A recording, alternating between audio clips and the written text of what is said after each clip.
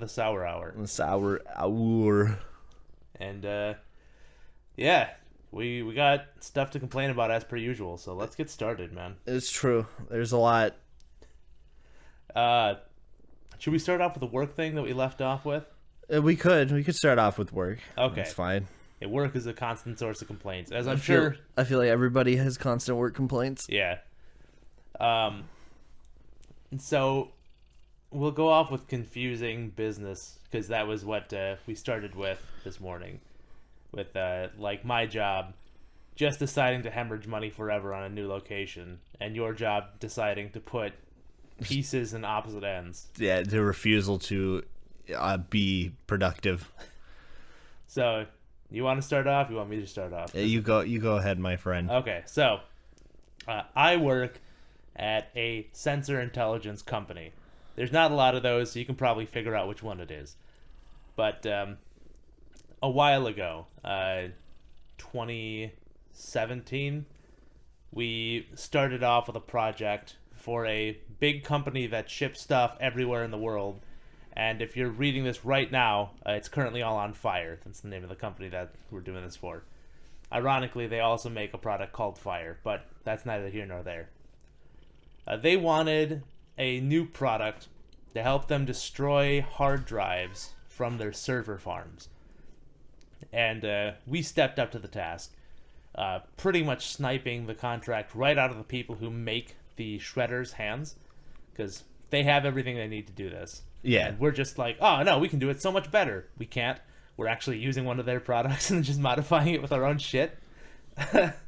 But we didn't want the rest of the company to find out, because if there was ever a potential for leaked information, that would be it. So we were also running out of space, so we used this as a chance to free up some space on the floor, let the warehouse have some spots they can put stuff into, and do this project in secret. So we got an off-site facility. Stuff started off wrong immediately. We didn't realize that you need a specific license to be able to ship stuff out of facilities. So, because we didn't have an international shipping license for that area, what we had to do was make products, secretly ferry them over to the main building, and then ship them out of the main building. Which is already great. Yeah, that's fantastic. Of all the ways to break the law, that's the dumbest way. Yeah. We're smuggling our own product. It's a city licensing issue. You wouldn't understand. So we got that fixed relatively fast. But the way this area was set up, it was a warehouse primarily. The people who used it before used the front office, kind of, but not for anything super intensive. It wasn't a production area, it was just area full of computers and then a warehouse. So we're using it for production. So we're daisy chaining multiple benches together. And it's working, but we keep on having problems with blowing the breakers and back. So, first really big expense. We got to call in the electrician, who comes in and he rewires some of our benches so they're not all on the same breaker, which works, kind of. But then we have another problem where even if they're not all on the same breaker, if the one line that we use to re-image computers goes down, then that'll break all those computers. They're bricked, and that's like $4,000 per unit. We don't want to do that. So we have to get another drop. That, he has come back twice now, electricians are here the second time, to wire in a drop just for that line, just for the computer imaging desk, which solves a lot of problems and is honestly not too bad. Right now, no biggie. But now we have the issue with this special grinder process, right? There's this hard drive shredder where they can't run off of the same power source because they need DC power of a certain type, so we get a DC generator. And we have to park that out back, which is fine. We're working on these, we call them the spankers. So we're working on these spankers and everything's good until about 2 months in, when it turns out that we can't finish them. Stuff isn't drilled right. Our products aren't fitting in this thing right. Our thing isn't communicating with the spanker right. nothing is going according to plan, and on top of that, the spanker has a problem where after it turns a hard drive into a fine sand-like powder, it uses a vacuum to blow that into a collection chamber, which is not properly sealed, so the dust immediately leaves and destroys the rest of the spanker. Efficient. Yeah. It removes itself, the secret project, and the hard drive. So minor issue. We got to get that fixed. In the meantime, spanker project is dead in the water. So we go back to our normal stuff. Now you would think that renting this generator... Flash, you beautiful bitch. Yeah, you don't complain about it. Yeah, we're having some problems with a cat. He's rubbing his face on the mic stand, which is, of course, going to make a lot of noise. I just Titanicked him off the bed, or off the couch. He looked a little sad. So you would think that after the spanker project is dead in the water, we would want to get rid of that generator, right? Because it takes no time to rent a new generator. No. We don't need to keep it around. It's not like we're going to be booting and unbooting these fucking spankers all the time.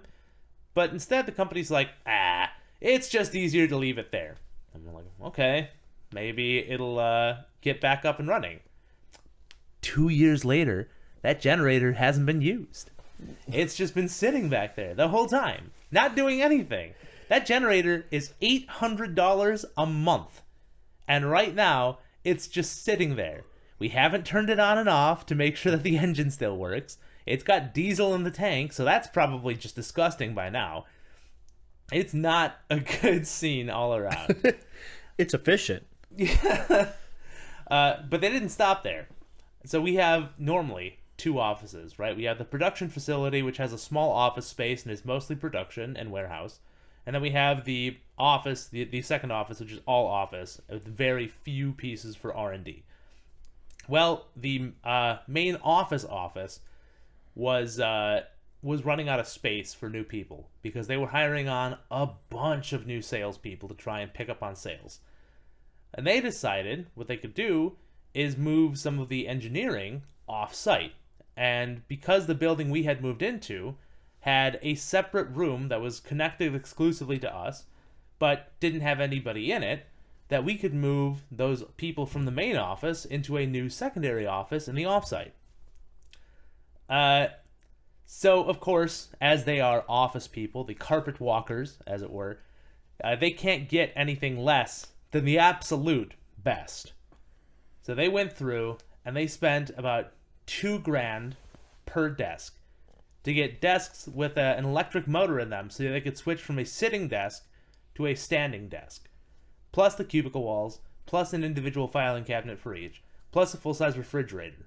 By the way, we were running off of a mini fridge this whole time. So 12 people, 1 mini fridge. That's how we roll.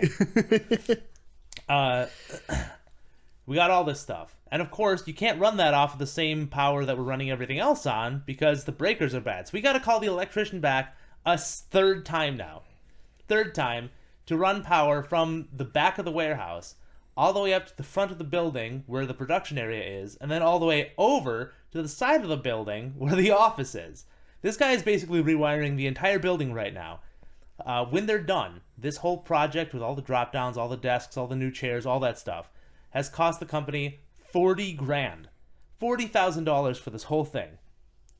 And then we're waiting. The last thing they're going to need is a network. We've been running off of essentially Wi-Fi hotspots, right? They call them jetpacks from Verizon. It's $150 a month per jetpack. We got 2 of them.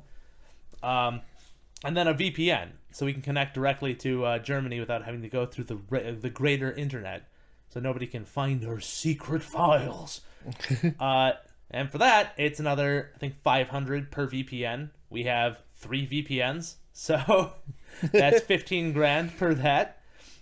So $18,000 total per month just to keep our internet stuff up and going. And we figure we'll get a network.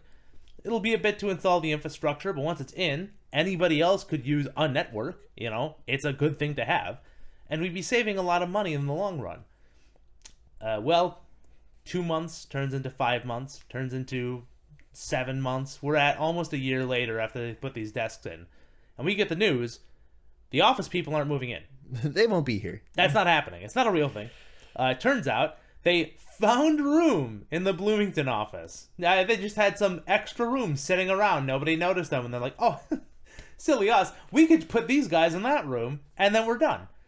So now they've spent $40,000 on desks and chairs that we just have to load into a truck now. We can't use them. Not to mention the drop downs, which have to be removed. So we gotta call the electrician back again. He has to come back and undo all his work. He's like, I can't believe this. And the goal was always for the off-site facility to be temporary, because we had the main production facility, but we had run out of space. We had run out of space so badly, we built my favorite fix-all problem, which was the mezzanine, which was an $80,000 temporary second floor that had to be custom measured, custom built, custom installed right in the middle of the warehouse to add a second floor. But I guess somebody didn't realize that you have to have rails on top of that.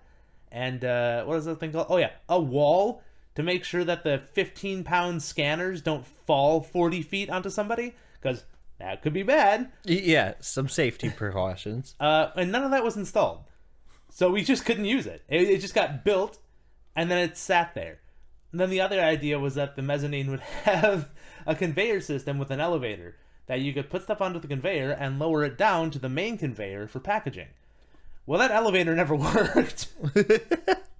We couldn't get it to work. It sounds like an unfunctional version of Amazon, or not Amazon, UPS. Because when I worked there, it was just it was like the internet, a series of tubes. It was a series of tubes, conveyor belts, and like metal catwalks. Like my whole job was done, like 10 feet in the air on a metal catwalk. So the problem is that, like, whereas UPS has found a way to make all of its jank function, okay. We only have one conveyor belt. It doesn't connect to multiple spots. It's a conveyor belt that at one point goes up. And they just couldn't get the thing to go up and down properly. So it would go up, but it would stop 2 feet short of the top.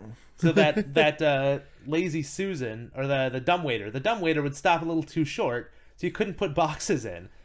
And it wouldn't go down all the way either, so you couldn't get boxes out. So it's just a terrible system. The worst part about all this is, we bought that elevator from a different company, but we make one of our own. We have that system. That's a system that we fucking make. we could have put our own elevator in our own building and used it as a display purpose. We could have been like, oh yeah, check it out. Yeah, we got this control panel here. It's 100% made by us. Yeah, it controls this elevator. Isn't that great? Yeah, we did this. Look at how smooth it functions. It's automatic. We've done it. But they didn't do that for whatever reason, so it's just useless. And people started putting parts on the mezzanine before it was supposed to, and that part fell off and beamed the dude in the shoulder and dislocated his shoulder. So that was great. Safety. Huge cover up we had to do there. Pay him a lot of money and sweep him under the rug for a few months while he recovered. We also had another part fall off of it and beam the dude in the head, so he bled a lot. Not actually a bad wound, just, any small head wound bleeds a lot. So also more money to cover that one up too. True. But they think that they've solved their space issue by buying out the building next to our production facility. I think the cat's just licking itself. No, it's got one of its food cups. Aha. So it's got food dust on it. So we bought the building next to our main production facility. And they're saying this is going to solve everything, because we can expand the warehouse out into that. We'll be separated by a wall that has extra shipping doors for shipping stuff out, and all these great things. But if we do the math, they want to use half of that new space for extra offices. Again, that sounds a little too familiar. Yeah. Upside is there's already a network installed, but downside is, more offices, and it's on the opposite end of the building. So if an office worker has to go from one office to the other, they have to go through their office, out onto the production floor, over into the warehouse, through a door into the main warehouse, over to the other offices. And they barely like stepping foot on the production floor at all. Yeah, they never. People in the office never come out. So, doing all the math, we're only gaining about 15% more floor space with the offices alone, which means that warehouse is only gaining like 5% more space. And we're going to be moving back. So they're going to be losing all 5 of that extra percent to us. So we haven't solved the problem. We've just created a newer, worse problem. Somehow my company is still up, but they've given us the caveat of now we have to use up, we can only carry 80 hours of PTO from this year to the next. And all of that PTO has to be done by the end of the fiscal year, which is the end of March. So if you have 80 hours of PTO starting January, you got to burn all 80 by March 31st. Because if you don't, that PTO is gone. You don't get paid out for it. It's vanished. Dude, your workplace is going to be fucking empty for 3 months. No, here's the best part. Office people, they can carry over 120 hours between years. If they don't use that, they get paid out usually. They're getting really fucked on this because we got this announcement back in July. Some office people just thought, I'll just get paid out for the, 80 hours I've racked up this year, and I'll keep my 120. No. They're not getting paid out for it, and they have to use up all of their banked PTO by the end of December. Because they don't get to carry over any of it. And they're not getting paid out for any of it. So there's one lady who's like, some of us have almost 200 hours of PTO. And the bosses were like, well, hope everyone in your area doesn't. And for her, they did. So she started crying because she knew she wasn't going to be able to use it all. And I didn't feel bad because fuck the office workers. That's the moral of the story. If you work in the fucking office, it's your goddamn fault. You should be using that PTO. I feel like... I guess I don't really have anywhere to go on vacation, so I don't really know what I'd do with PTO if I got it. Okay, I had the same feeling because for the longest time I've been just a wage cuck, right? I've just been working one shitty job after another. And this is the first job I've had that's even close to a real job that gives you almost human benefits. So when I started getting PTO, I just saved it. Because I was like, I don't have anywhere to go on vacation to. Yeah, I'd like, if somebody was like, you get a week off to do stuff, I'm like, guess I'll sleep. But then that was the thing, right? Is like, I find that using PTO in just little bursts, right? Like, you have a week where you wake up, and everybody's had those weeks where you wake up and you go, I just don't wanna, right? Knowing that you have more than enough PTO to just call someone up and be like, hey, this Friday, I'm using PTO. And they just go, yeah, okay. So then you get a 3-day weekend, and that's enough. That recharges the batteries. So, like, whenever you have those moments where you're like, fuck, dude, if I have to go to work for a whole week, at times like October, where maybe your friends are having a Halloween party and you really want to go to that, but you just won't be able to because you'll be so dumbed out by the end of the week. You just take Thursday, Friday off, and that Friday, that's the Halloween party. So there you go. Now you recharge your batteries, you can go to that and have fun. And the best part is, you're not calling in. You're getting paid. So that whole day, you're making money doing whatever you're doing. You could do a fucking massive jerk-off sesh to see how many times you can get before your dick bleeds. Who cares? You're getting paid for it. Yeah. I mean, it's now a company event. It's sponsored. Don't do that, by the way. If you're a fucking young kid, don't try. That's a bad idea. That's how you get dick infections. Limit yourself, kids. Patience. All right. It'll be there tomorrow. It's always there tomorrow. So you can feel all that shame later. Don't worry about it. Yeah. You're going to feel a lot of things during your life, and you don't want to waste that. But you had you had a very interesting logistics issue at your work. It's funny because I work at a company with logistics in the name. That's in the name.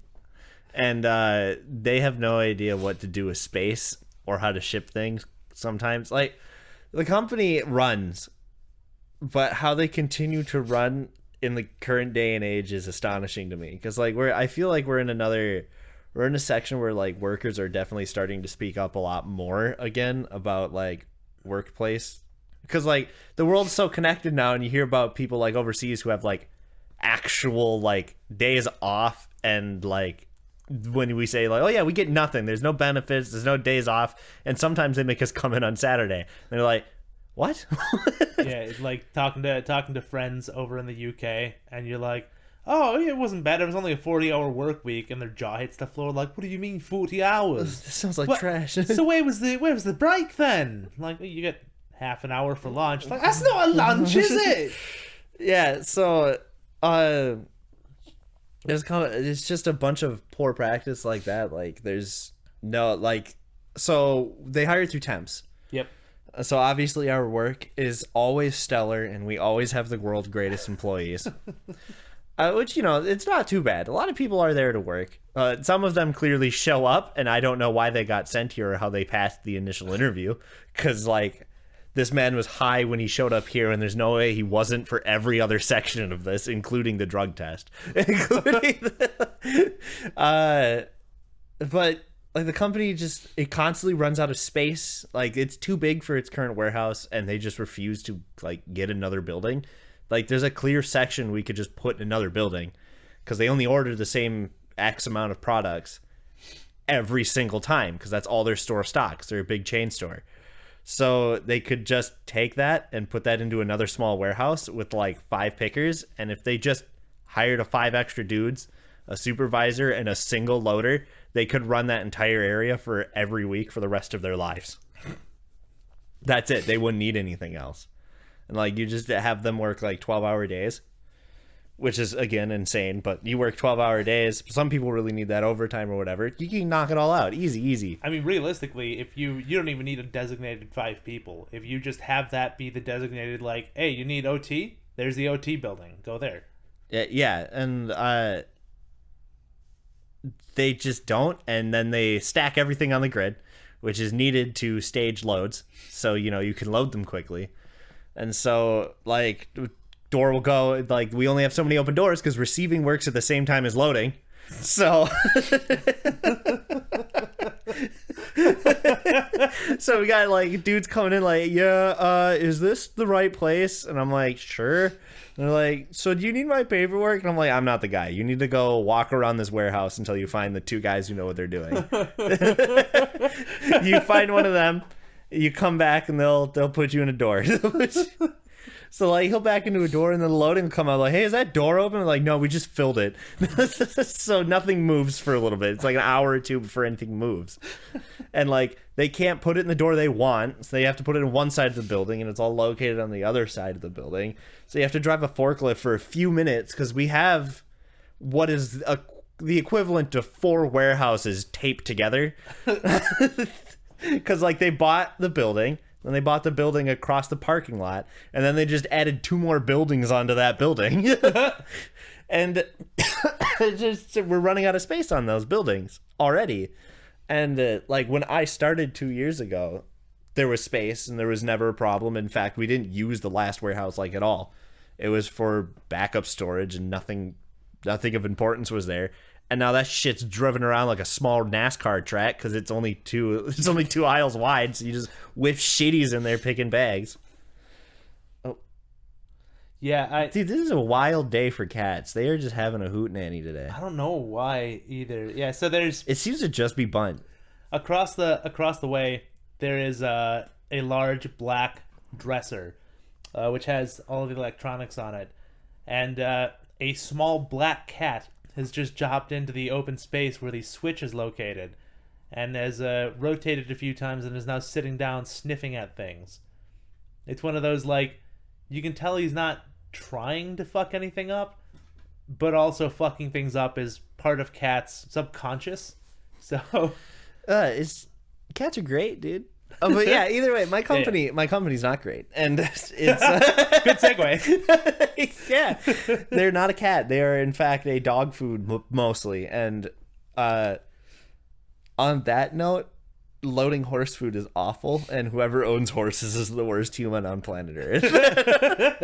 If you order horse food, you are making a human pick up 50-pound bags, and you want 20 of them.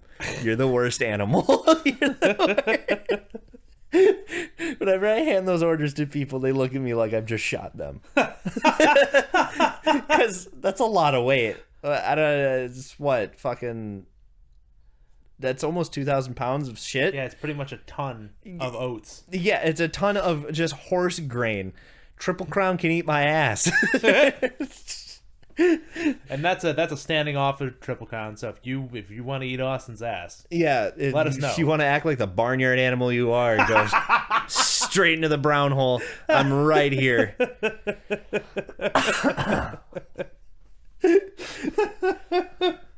This is gonna be our first comment. It's gonna be someone from Triple Crown, like Take this down. Take this. I eat ass. I eat bubble gum and ass.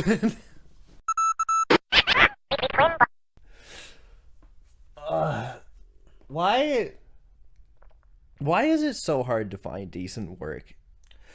So I've been thinking about this for a while. I suspect that it is, as I suspected back when I worked at Taco Bell, management doesn't do the work, right? Like when I worked at Taco Bell, the lady Cheryl something or other, Cheryl Williams maybe. We call her Dingle. Yeah, so Dingle started off as a dishwasher, right? That was her job. Her whole job was washing dishes. That's not a fucking job at Taco Bell anymore. Dingle the dishwasher.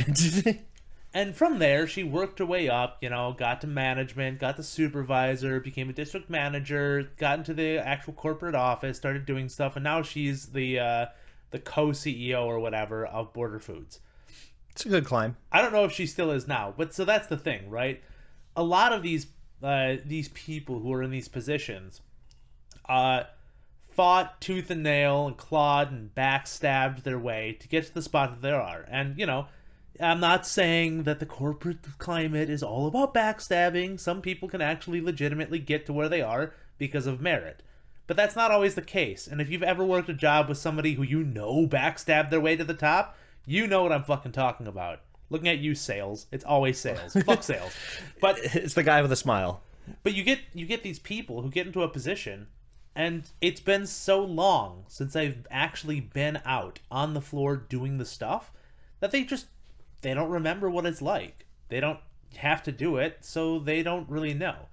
That's why, like, my job, for all I bitch, it's always about people who are outside of the production floor, because even the supervisor on the production floor, they all know how to do pretty much every area. So, like, I might not always agree with them, but I don't have a choice but to respect them, because they've proven time and time again that they could do my job. Whoop.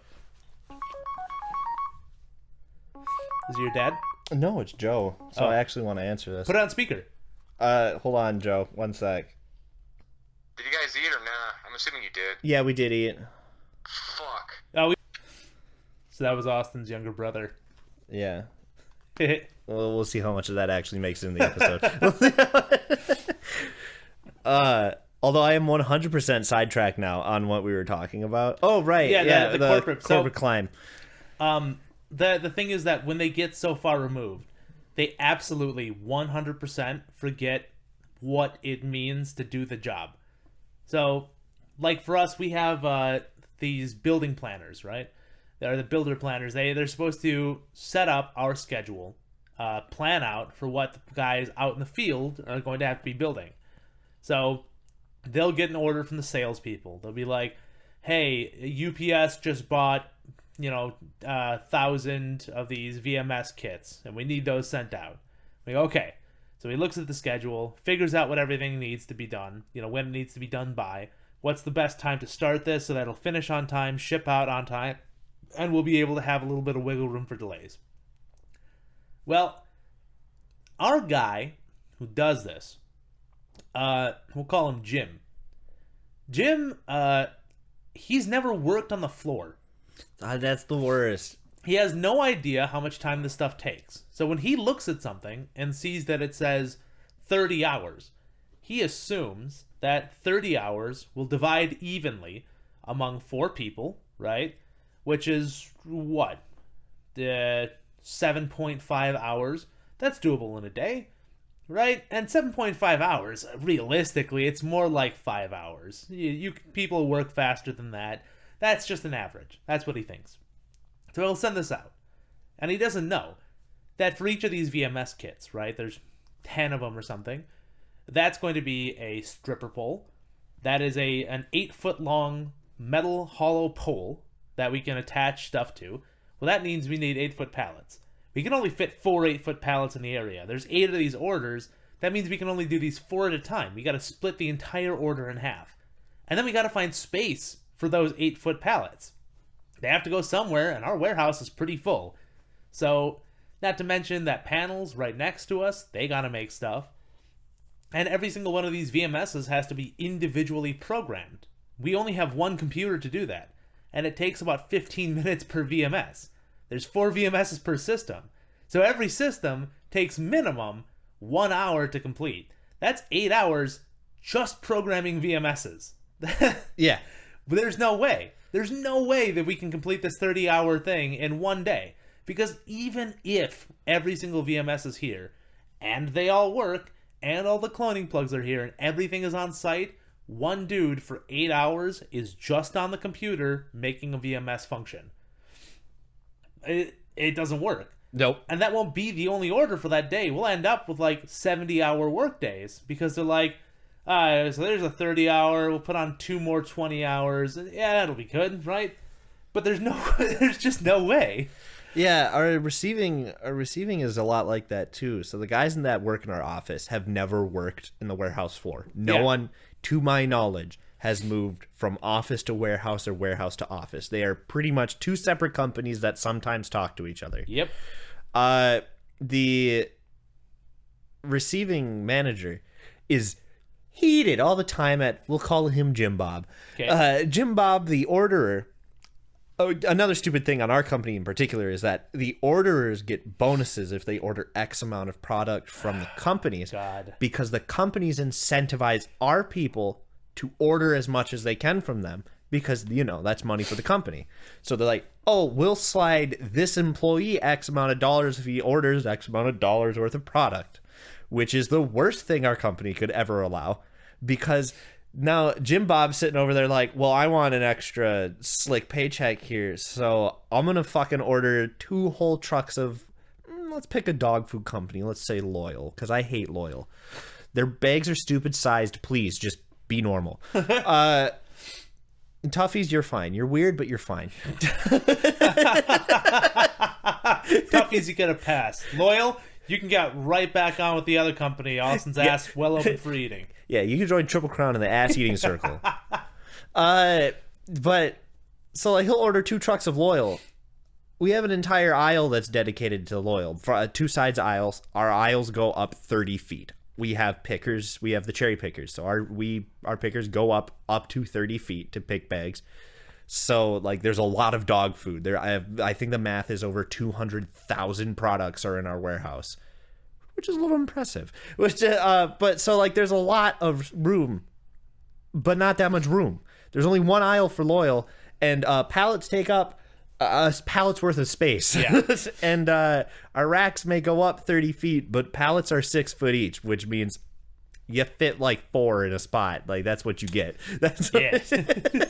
So you order 2 whole fucking trucks to get his money. Now receiving has nothing. So our back lot where our truck pool is, we'll just have weird company trucks that sit in our back lot for like 3 weeks because we can't unload them. So we pay that company to hold their truck. Because we can't do anything with it. We hold that truck. And now the truckers that are part of our company can't park when they're here because the lot's full of other trucks, other trailers. No one can move fucking anything. The doors are full because loading, we're fucking caked behind because the company's like, we'll do a show where a bunch of companies will get hella deals and we don't care how much we sell. It's all going to be done in 3 weeks. So they're like, so we will quadruple your workload, all of you, and it's going to get done. Go fuck yourself. Like, so Sunday shifts are happening right now. Like there's a 7-day work week going on for what they have claimed is going to be 2 months. So, when that's just what it's going to be from now on for 2 months, and it might not improve. You know what it is? It's the same thing that gaming companies do. It's crunch.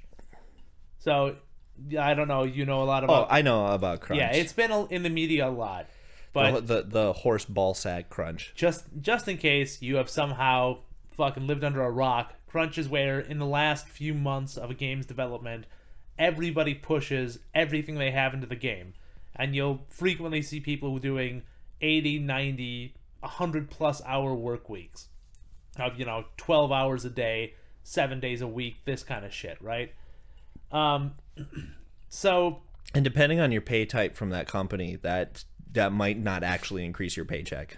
well, I mean, the problem is that like they usually pay. So, like when I was working for Activision and we hit crunch time, my paycheck did go up. I was usually getting about $1,000 a paycheck. That jumped up to about $1,500 a paycheck, and I got most of that back in taxes because, believe it or not, as a game tester, you still don't break the the poverty line. So I still got a lot of taxes back. That was a good tax year. But the problem is that you get taxed extra on OT. So whereas normal taxes are like 30% or something, OT is like 55%. So a lot of your OT just goes right back into taxes and you don't get a benefit for it. I think when we did the math, we found that working anything over a 55-hour work week at our workplace is useless, because at 55 you're getting the maximum back that you're going to get back from OT, and everything else is just draining into taxes, which really, really sucks that you just have to watch that money vanish. And then they give you the nice little printout that shows you, oh yeah, you worked double overtime, so it's all gone. Have fun. I'm sorry, kid, get fucked. Yeah. But other companies have been doing this, and of course they never had the name crunch for it. There wasn't a term for it for them, but that's basically what it is. It's the thought that like when it comes down to the wire, everybody will always pull their weight and nobody will get tired of it. Oh, and we'll only hire temps to make sure that our spirit morale for people who really care about company and feel for it is they don't. Yeah, nobody gives a shit. Yeah, we're temps. Like your company burns to the ground, our temp agency will have us in a new job tomorrow because they don't get paid if we're not working. Yeah, exactly. Like, I don't think they get it. Like, if you hire temps, you get temp work. That's just what it's gonna be. But so the other problem is, I feel like for too long people have been coasting on this like uneducated personnel thing, right? So like back in the day, back in like the 40s or 50s, people who work in my workplace, they might not have graduated high school. And God forbid high school teach them anything about like, how we ended up getting the labor unions and that kind of stuff. So we just don't have that. A lot of them don't have the knowledge that there was a point in time where we had a choice to either work more and build up benefits that sometimes work, or work less and just, do that. It was a question of get paid less, get more hours, and at some point be able to retire easily, or get paid more, work less hours, and don't have anything set up for when you retire, so you just got to be a little bit smarter. Which, back in the day, the former seemed great, because we didn't want to be like the UK, but now, when a 40-hour work week is considered a standard work week, and everything else on top of that is just shit that you gotta do. Yeah. I hated homework in school, and I don't want to do your homework here because this homework, it pays me, but it's not that great. But that's the problem is now, like, our generation is getting into stuff, right? So millennials, the iGen, they're all getting into these jobs, and they're realizing this is shit. This sucks. It's terrible. And it's set up by boomers for boomers who didn't have any idea that things could be better, who thought that anything better was just communist propaganda and that this is life. But now we know that communist propaganda is actually your country just fails. And this is what's known as, a morally correct decision to not try to overwork your employees. Also, communism apparently turns out doesn't always fail. Sometimes it turns into China, which is, again, one of our biggest economies. Still communist. As an American, yeah, but I mean, can't join communism. China. Oh, hang on. Oh, he's tied up in the mic, folks. There we go. China's brand of communism functions a lot more like capitalism does than it wants to admit. Yeah, they definitely branched off at some point. Also, a lot of China's income comes from Hong Kong, which has been a democracy. So that's a fucking pile right now. Yeah. I feel bad for you if you are a policeman in Hong Kong, but I also know that like stuff needs to change, and clearly, rather they don't want things to change from what it currently is. Look, I feel bad for everybody in Hong Kong right now because I definitely feel for the people not wanting to have to change what has been working for them for so long, and I feel bad for the guys who are being ordered to force these people to try and change their mind. I don't know if these officers want to do this or not. A lot of them don't, from what I've been reading. Yeah, I'm positive that, because, we found this time and time again, usually when you tell a person who lives in an area to hurt people who also live in the area, they have some quandaries about that, because it's not a good thing, It's no bueno. They're not like, when you send soldiers overseas and you fight somebody you can dehumanize. These are your fucking neighbors. You might see these people buying groceries and stuff. You might even help these people a few weeks ago. You might even have to buy groceries with them in a week. Yeah, exactly. So being forced to go onto subway trains and tear gas and mace people while you're in there, it's not a great scene. No. And now that protesters are fighting back, It's messy, but not as messy as the Bahamas right now. Rest in peace, Bahamas. Yeah. They're gone. Rip and pepperoni, man. That's gone. Yeah, that's a mess too. But that's a different kind of... that when nature decided the Bahamas was like, civilization. To bomb the Bahamas. Remove. They Control-Alt-Deleted the Bahamas, and now... I was listening to the BBC, and they said that the Bahamas, like, this might be the first time a natural disaster stopped somebody from rebuilding, because there's nothing. This my favorite thing was reading the news article. One of my coworkers sent me an article that said that Hurricane Dorian had basically parked in the Bahamas and was causing, quote, catastrophic damages. Not disaster. It's not like, oh no, all of our houses are flattened. It was a catastrophe. That's the kind of thing you say when an asteroid impacts the Earth and wipes out an entire species, right? That's the end of an age, is a catastrophe. It's like removal. It's gone. Haiti got hit bad by that tsunami, and it fucking wiped out a lot, and they called that one a disaster. This is called a catastrophe. Yeah. It doesn't... All the other favorite thing is how President Trump is like, I'm so glad that everything is working out in the Bahamas. Thank you, us. The U.S. Yeah, go USA. We did it. We beat Dorian. We're going to nuke the hurricane. So, yeah, I'm sorry if you're somehow managing to hear this in the Bahamas. Move to Minnesota.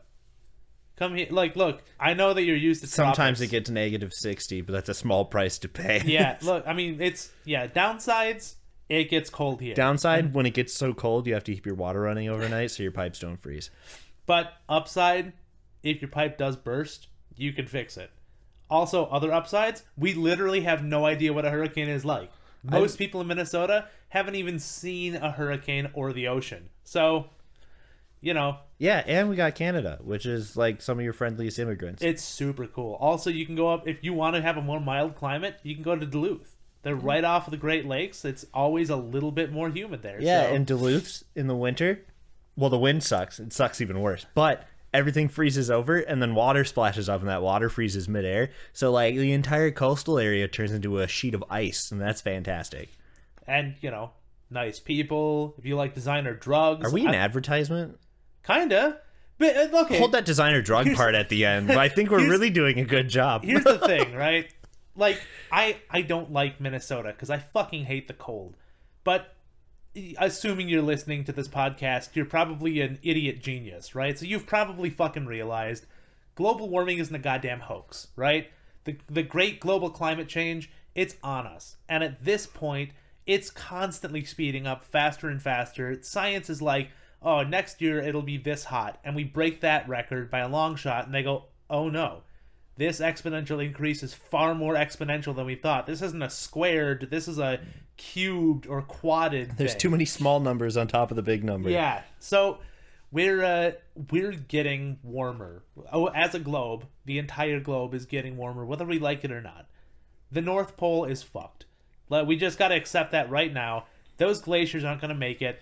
That shit's gone. Those polar bears are fucking dead. Mourn them now if you have to, but just face facts, they're gone, right?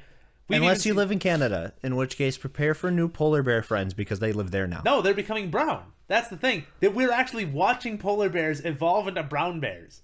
So that's a thing that's happening. They're losing the polar fleece and moving further south.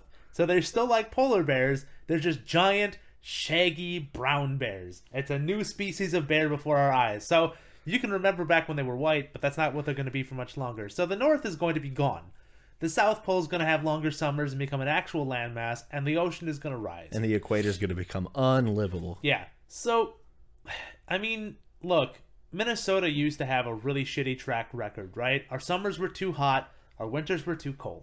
But now that the climate is generally, normalizing, our winters have been cold, but not that cold. If you're doing Fahrenheit, we're only going down to 0 or minus 20 was the worst thing we got last year. And that was considered really bad, but that's not record-breaking by any stretch. Well, last year we had that polar vortex for like those 3 days where like everything super sucked, but we just didn't go outside, so. But also like 3 days as opposed to normally when we get hit by that kind of shit and it lasts for a month. Like usually all of January is minimum minus 20. That time back in 2008, we dropped down to like minus 60. We got to a point where Fahrenheit and Celsius were the same at minus. Dude, we were colder last year. The favorite fact was at work. I have just a bunch of weird places on my weather app, like the weather in Tokyo, the weather in Antarctica, just because I want to know. We were warmer than the North Pole. No, we were colder than the North Pole. Yeah, that's it. Yeah, we were colder by like 30 degrees, and I was like, man, we are fucked. But so, like, we haven't been getting... It used to be our winters were super cold and unbearable, but they've been getting pretty fucking mild. Last year, we didn't even get that much snow, right? 2 years ago, we had 2 really bad blizzards, but honestly, those 2 really bad blizzards were pretty much it. Outside of that, we were done. And our summers, this summer, we got up to like 100 for like a week. Dude, this summer has been I think this has been the most mild summer I've been around for. It started like a while ago. Remember when we, like, after we first became like fast friends, and we were like, oh man, we got that pool, we're gonna go pooling it up. And the whole summer it barely got above 65. Yeah. And that was like the summer. That was the whole summer. We're like, oh, so spring is cool, but hey, where are those fucking hot ass days so we can get some swimming in? And it just never happened. That was when we had all those plans for the pool lights and the waterproof speakers and stuff. And then it wasn't warm enough. Yep. And that's been happening more and more lately, and it will continue to happen more and more because that's the trend. I mean, we put lead in gasoline and we kept it that way for 30 plus years, and that destroyed the ozone layer, and it's still destroying the ozone layer, and frankly, there's no way for us to aerosol predict it. Sucked for a really long time, and it still sucks. I mean, we're seeing stuff now that we never thought we would see. The Amazon rainforest is burning at an alarming rate. We never thought a rainforest would burn, let alone that much and that fast. But there it is. California there's also a weird string of evolution in animals. Did you hear about the species of bird that was like really close to a current species, but it was long extinct, has come back because the birds re-evolved that useless feature because it is suddenly useful again.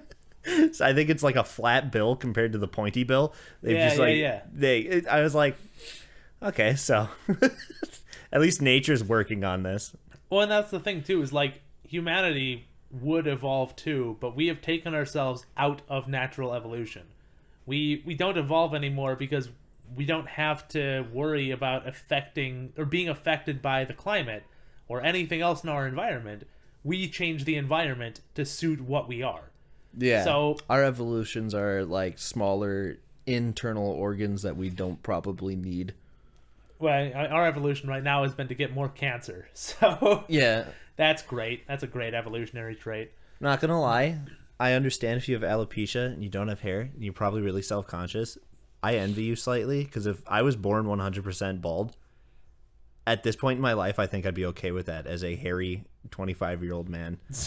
This is 24, sorry. Overaging. I like having hair. It's good. Hair's fine. It's fine, but there are definitely times where I'm like, all right, we could go without this today. Let me just scratch my beard. There we go. That's good. Yeah, so like at this point, you know that it's not going to get better, right? We know the ocean currents are slowing down. That's going to make hurricanes bigger, stronger, and slower, which means that they're the just first gonna... member of the DK. So these things are going to just keep on hitting, and they're going to keep on destroying stuff. And we can try to rebuild, but, I mean, it's not going to work out so well.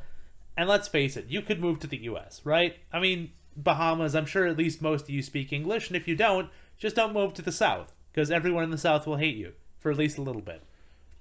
And you could move to other places up north, like Oregon, but Oregon is starting to lose its unique biome as well, and it's starting to catch fire.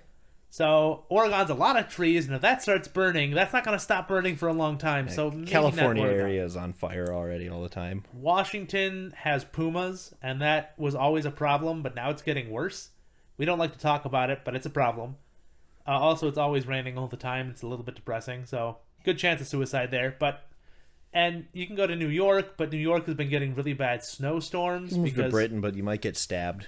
Yeah, or they'll hate you anyways because Britain is really xenophobic, hence Brexit. Hence 40K. Yeah. But like Minnesota has a very wide slew of cultures, and yeah, some people don't like some of them. You know, the Somali population gets a lot of hate, but you guys are from the Bahamas, right? I mean, what? That's including stuff like Jamaica and stuff, right? I think so. Yeah. So there's a lot of rich. Shows how much I know about geography. Yeah, I don't really know, but actually, I failed geography. That's the class I failed. There's a lot of rich cultures down in your area, and I guarantee you could set up shops in places like Uptown or Frogtown or even St. Paul in some places, and get a lot of business for restaurants, which might seem like a downgrade, but anything's an upgrade from having a literal flat surface that a hurricane has wiped clean of any and all building materials. The land that is now water. Yeah. So, look, man. When do we evolve gills? It's time. It's a long-ass process. We are very efficient air. When do we make mammals. gills? We're overdue. That one I don't know. That one, I mean... We're getting into CRISPR, right? So yeah. With CRISPR, we could potentially start doing that shit real fast. It's time. If we won't evolve, we'll evolve. We'll force it. Honestly, what we could do is we could do like the We should do a bunch of space like biomes. We'll just work with it underwater. Because if it can work underwater, it'll work in space. You talking Similar about those processes. like biodomes? Yeah. It's the same. It's kind of the same process of building like on Mars, except you have to move water. So honestly, it's more difficult. No, the big issue with the biodomes in space is getting stuff to them. Also, radiation. I Yeah, guess you don't really have to worry about that radiation in the. So right now, if you want to get like seeds or dirt up into space, you can only move it in small groups at a time, and each time you move it from the Earth to the atmosphere, it's like $1 billion. And that's a lot of money when you keep on doing that to make an entire spaceborne plantation. It's only a few $1 billion. The wall's cheap. We do actually. They're my buddy down in Rochester. My buddy down there bought peppers that the Chinese were growing in space, just to see how the change in radiation would affect the pepper's growth, and they grow to like 3 feet long. They just become bigger. The FDA will not approve making those because they claim that they have not been tested and there could be adverse effects. Australia doesn't think so. So he just bought them from Australia. And it was like $10 for a pack of like 150 seeds.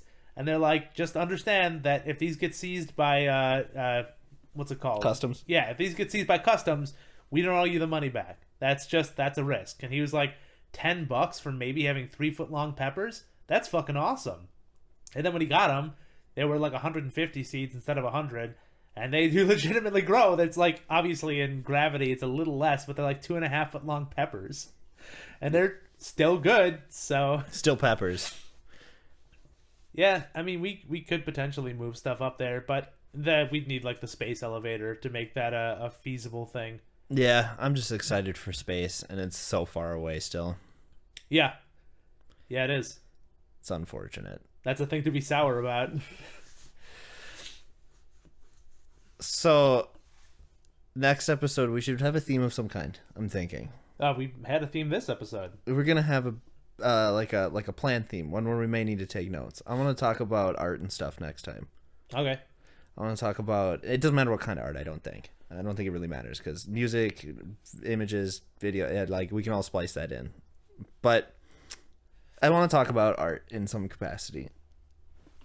And we might actually follow through with this one instead of talking about Airgate, which is again the greatest manga on planet Earth and is better than your girlfriend. All right. So next episode we talk about art and all things sour. Yeah, let's talk about gross baby faces in art for the entire hour. I do hate babies. We all hate babies. All right. Good luck. Toodles.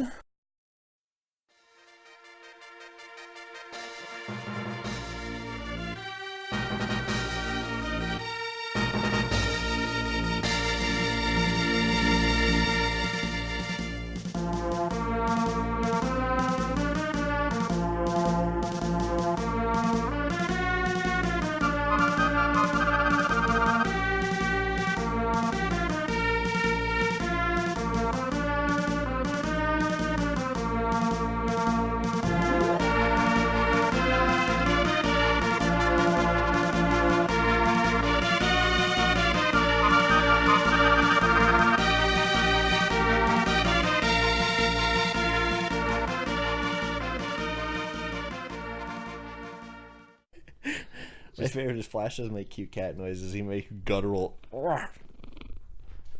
Right into the mic. Right into the mic. Right into the stands. Right on everything. That's where he belongs. Just ruining shit.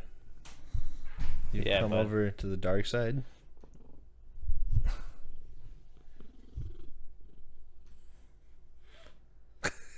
Jesus Christ. I don't know if the mic is going to pick up all of those snuffing noises.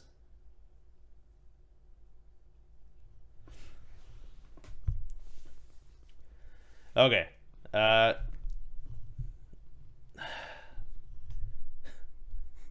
Flash. Flash, please. Oh my god. All right, we're just gonna stop. No, this. I like this. This is good. I Jesus. can always edit this out. This isn't a big deal. Like this takes 5 seconds to remove, especially at the beginning. Fuck, I am all coffee. Hold the sugar. Thanks for hitting the mic stand in between the setup and the punchline. You're welcome. You like that shit, me, who has to listen to this later? You fucking animal. Every one of those spikes is going to be another drop in your ears working. Yeah, that's fine. I got new headphones, so I'll hear it in crystal HD. It's a good thing we can see that the compressor's working though, because those pats weren't peaks, unlike your laugh there, which peaked. Dude, everything peaks.